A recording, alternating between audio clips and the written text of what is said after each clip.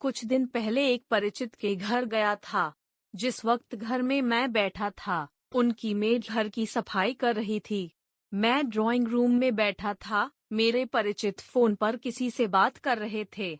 उनकी पत्नी चाय बना रही थी। मेरी नजर सामने वाले कमरे तक गई, जहां मेड फर्श पर पोछा लगा रही थी। अचानक मेरे कानों में आवाज आई, बुढ़िया अभी जमीन पर पोछा लगा है, नीचे पाँव मत उतारना। मैं बार बार यही नहीं करती रहूंगी। मैंने अपने परिचित से पूछा, माँ कमरे में है क्या? हाँ। जब तक चाय बन रही है, मैं माँ से मिल लेता हूँ। हाँ हाँ। लेकिन रुकिए, अभी अभी शायद पोछा लगा है, सूख जाए फिर जाइएगा। क्यों, गीला है तो मेड दोबारा लगाएगी। नहीं लगाएगी तो थोड़े निशान रह जाएंगे फर्श पर। क्या फर्क पड़ेगा? परिचित थोड़ा हैरान हुए। भैया ऐसा क्यों कह रहे हैं? तब तक मैं कमरे में चला गया था। गीले फर्श पर पाँव के खूब निशान उकेरता हुआ मैं माँ के पास गया। मैंने उनके पाँव छुए और फिर उनसे कहा कि चलिए आप भी ड्राइंग रूम में, वहाँ साथ बैठकर चाय पीते हैं। चाय बन रही है। भाभी रसोई में चाय बना रही हैं। मैंने इतना ही कहा था। माँ एकदम घबरा गईं। अरे नहीं, अभी फर्श पर पाँव नहीं रखना है। फर्श गीला है ना, मेरे पाँव के निशान पड़ जाएंगे। पाँव के निशान पड़ जाएंगे? वाह, फिर तो मैं उनकी तस्वीर उतार कर बड़ा करवा कर फ्रेम में लगाऊंगा। आप चलिए तो सही। पर माँ बिस्तर से नीचे नहीं उतर रही थीं। उन्होंने कहा कि तुम चाय पी लो बेटा। तब तक मेरे परिचित भी माँ के कमरे तक आ गए थे। उन्होंने मुझसे कहा कि माँ सुबह चाय पी चुकी है, आप आइए भैया। नहीं, माँ के साथ मैं यही कमरे में चाय लूंगा। चमकते हुए टाइल्स पर मेरे जूते के निशान बयां कर रहे थे कि मैंने जानबूझकर कुछ निशान छोड़े हैं। वो समझ नहीं पा रहे थे कि आखिर मैंने ऐसा किया ही क्यों।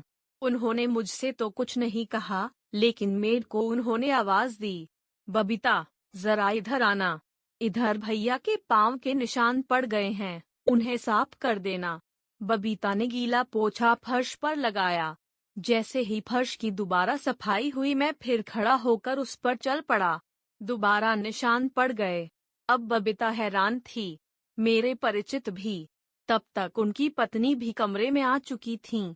उन्होंने कहा, भैया आइए चाय रखी है। मैंने परिचित की पत्नी से कहा कि बुढ़िया के लिए चाय यहीं दे दीजिए। मेरे परिचित ने मेरी ओर देखा। मैंने कहा कि हैरान मत होइए। वो चुप थे। मैंने कहा कि मुझे ऐसा लगता है कि आप लोग माँ को प्यार से बुढ़िया बुलाते हैं। मेड वहीं खड़ी थी। सन। परिचित की पत्नी वहीं खड़ी थी। सन। परिचित ने पूछा, क्या हुआ भैया? हुआ कुछ नहीं। मैंने खुद सुना है कि आपकी बबीता माँ को बुढ़िया कहकर बुला रही थी। उसने माँ को बिस्तर से उतरने से धमकाया भी था। यकीनन काम वाली ने माँ को बुढ़िया पहली बार नहीं कहा होगा, बल्कि वो कह भी नहीं सकती उन्हें बुढ़िया। उसने सुना होगा, बेटे के मुंह से, बहू के मुंह से एक ही मात्रा। बिना सुने वो नहीं कह सकती थी। जाहिर है आप लोग प्यार से माँ को इसी नाम से बुलाते होगे, तभी तो उसने कहा। पल भर के लिए धरती हिलने लगी थी। गीले फर्श पर हजारों निशान उभर आए थे। मेरे परिचित के छोटे छोटे पाँव के निशान वहां उभरे हुए हैं। बच्चा भाग रहा है। माँ खेल रही है बच्चे के साथ साथ। एक निशान, दो निशान, निशान ही निशान। माँ खुश रही है। बेटे के पाँव देखकर कह रही है, देखो तो इसके पाँव के निशान। बेटा इधर से उधर दौड़ रहा था, दौड़ता जा रहा था पूरे घर में। बुढ़िया रो रही थी। बहू की आंखें झुकी हुई थीं। बबीता चुप थी। भैया गलती हो गई, अब नहीं होगा ऐसा।